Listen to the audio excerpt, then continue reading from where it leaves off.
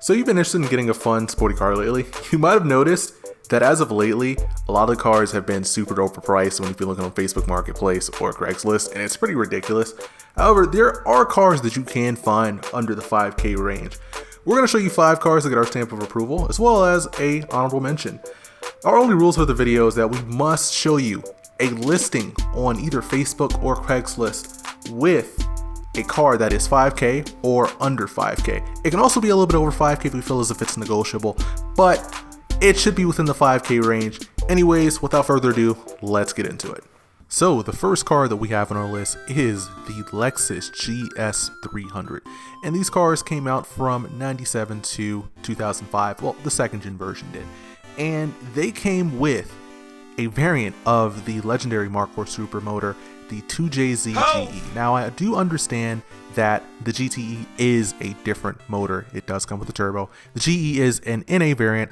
However, this car can put down a major amount of power if you decide to do the modifications. There are plenty of examples that do 500 to 600 horsepower to the wheel.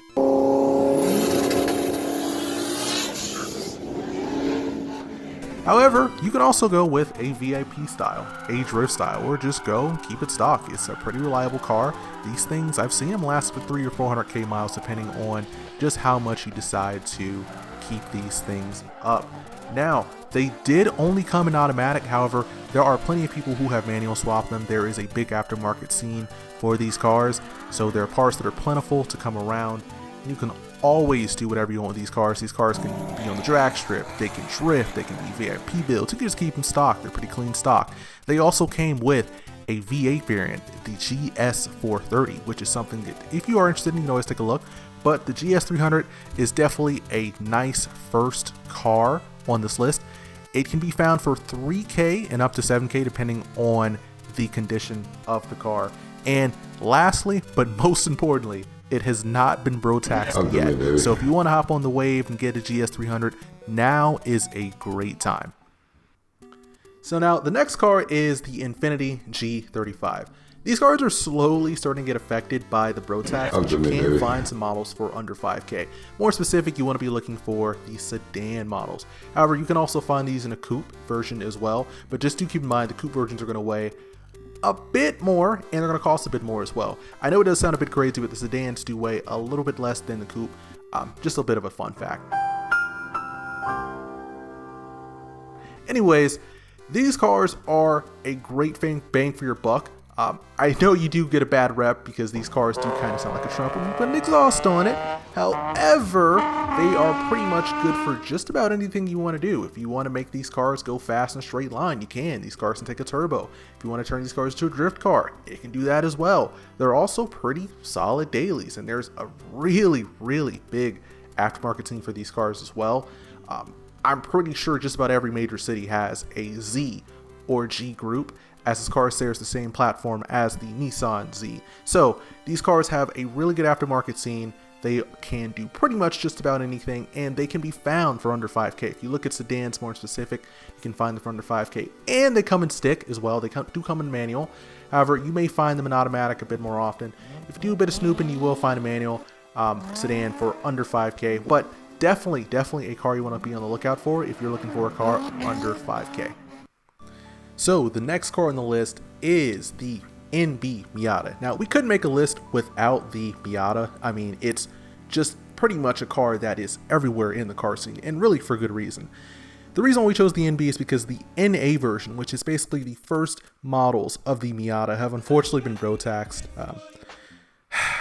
TikTok, we're looking at you. No, don't pull. No. Ah! Anyways, this car can be found in automatic or manual. Definitely want to go for the manual car. These cars are really good because they are great entry cars for getting into autocross, drifting, motor swaps. Hell, you can even use this as a daily. These cars aren't really fast stock as they're more focused on the driving experience. So if you're looking to just drive it, you want to go to mountain passes, that sort of thing, maybe autocross, this is definitely your car. Very lightweight. I believe these weigh about 2,300 pounds curb weight, so they're very light, and they are just very fun cars to drive. However, I do want to give you a friendly disclaimer. You may have to beat the grown man in the Miata allegations, as this car is considered very feminine. Muscle cars may go out of their way to laugh at you, and brodozers may park super close to you in parking lots. But definitely a fun car with a lot of potential.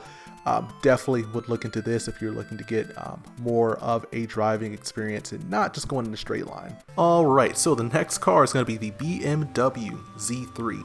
And these cars are kind of forgotten about nowadays. Whenever people think about small two-door lightweight sport coupes, they normally think of the Miata, and that's for good reason. However, a car that's also under 5K that I think people sometimes forget about is the BMW Z3. Now, I'm aware this car had a lot of engine variants. These cars came with inline 4 cylinders, they also came with inline 6 cylinders, and they also came with an M variant as well. The M variant is going to be way out of our 5K price range. However, you can find inline 6 cylinders for around 5K, a little bit over. You may be able to negotiate it down to 5K, so that falls within the rules. Or you can find an inline 4 cylinder all day for under 5K. Definitely a car you want to keep in mind. These cars are pretty good for mountain roads or autocross. They do have a auto modification scene behind the scenes. It's definitely not as big as the Miata, but it is something to keep in mind as well. Maybe you want to be a bit different, not get a Miata. Definitely something that you may want to look into. The only thing I do want to say about this car is you may just want to make sure it has a proper service history, because you just don't want to run into those stereotypical BMW issues. But definitely a good car to keep in mind. If you're going to get a Z3, definitely look for one of those inline 6 cylinders, as they can run up to, I believe, 220 or 30-ish horsepower, which is pretty good considering it is around 27 to 2,800 pounds curb weight. So definitely a car to keep in mind if you're looking for something under 5K. And for the last car on this list, let's throw a curveball in it. So we have the Altima SER. You're smoking crack. Stop. I feel as if this is a car that is completely forgotten about, and for good reason. When we think of Altima drivers, we kind of think of them as the black Air Force Ones of the highway, man. Normally the cars are beat up, they look like crap, different colored fenders, they're swerving in front of you. I've literally seen guys crash on the highway.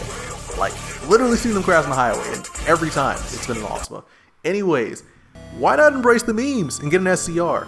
These cars had a manual. They had 265 horsepower. They're under 5,000. You literally can find these for like 3 or 4K. People just kind of forgot about them. I mean, they're front wheel drive, so I mean, it's kind of undesirable for that reason.